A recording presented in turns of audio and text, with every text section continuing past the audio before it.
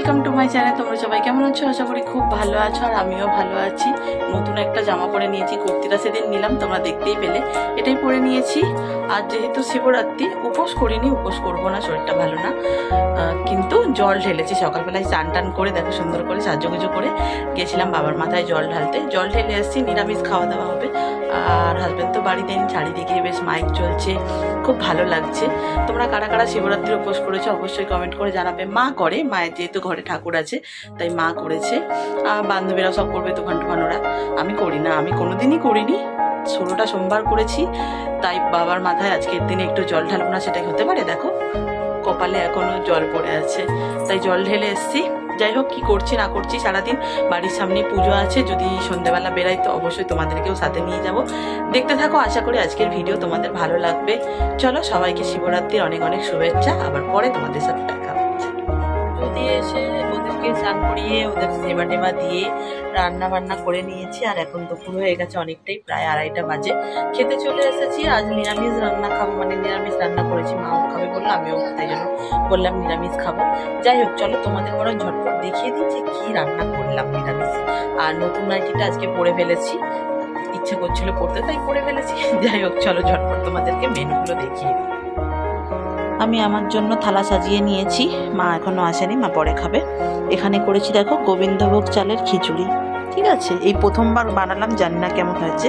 আর একটু পাঁপড় ভেজেছি, আর একটু বেগুনি করেছি, ছোট ছোট করে বেগুন কেটে।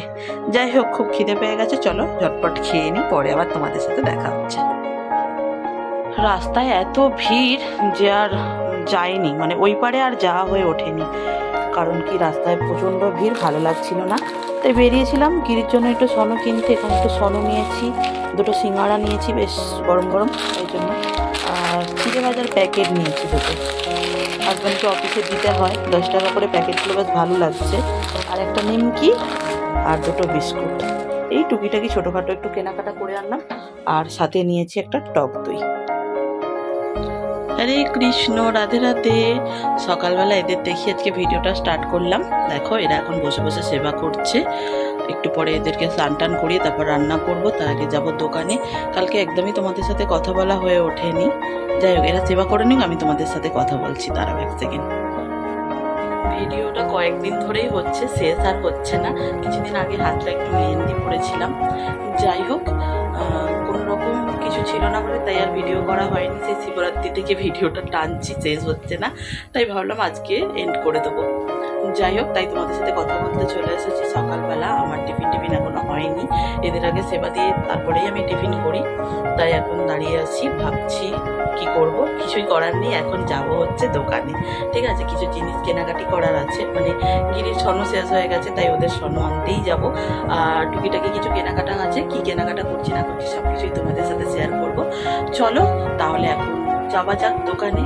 আর আজকে বাইরে না মারাত্মক রোদ উঠেছে, ঠিক আছে? মানে মার্চ মাস পড়ার সঙ্গে সঙ্গে এত মারাত্মক রোদ, তাই শীতের জামা কাপড় সব কেচে কেচে তুলেই দিচ্ছি। যাই হোক, চলো আর বেশি বক বক করবো না, বাইরে মারাত্মক, দেখতে পাচ্ছ রোদ বেরিয়েছে। ঝটপট যাই দোকান থেকে, ঝটপট ঘুরে আসি, নাহলে রোদে আর বেরোতে ইচ্ছা করে না। চলো এখন টাটা। দোকান থেকে বাড়ি চলে এসেছি, তেমন করে কিছুই কেনা হয়নি। গিরির সন্দেশ নিয়েছি, একটা মুড়ির প্যাকেট, একটু খেজুর, ছুরি ভাজা, ঠিক আছে, বাস। একটু বাতাসা নিয়েছি, আর তেমন করে কিছু কেনা হয়নি। এবার রান্না করব, আর ওদের হচ্ছে সেবা দিতে হবে, মানে স্নান টান করাতে হবে। যাই হোক, চলো ভিডিওটা আজকে বেশি বড় করছি না, এখানেই এন্ড করে দিচ্ছি। যদি তোমাদের ভালো লাগে তাহলে অবশ্যই একটা লাইক করবে, চ্যানেলটাকে, এই ভিডিওটা কেমন লাগলো সেটা অবশ্যই জানাতে ভুলো না। আর এক ঝলক তোমাদের বাইরে দেখিয়ে দিই চলো, যে কি মারাত্মক রোদ উঠেছে। চলো আজকের মতন টাটা, সবাই ভালো থেকো, সুস্থ থেকো, সাবধানে থেকো, টাটা। দেখো বন্ধুরা, এই হচ্ছে বাইরের ওয়েদার, কি মারাত্মক রোদ উঠেছে দেখতে পাচ্ছ। এখনো পর্যন্ত এখানেও রোদ আছে, একটু পরে রোদ যদি এখান থেকে চলে যাবে ওইদিকে হবে, কিন্তু তাও এখানে এখনো আছে। আর এখন ঘড়িতে বাজে সকাল 11টা। এখন যদি এত রোদ ওঠে, এরপর গরম পড়লে কি অবস্থা হবে বাবা, দেখেই ভয় করছে, কি মারাত্মক রোদ।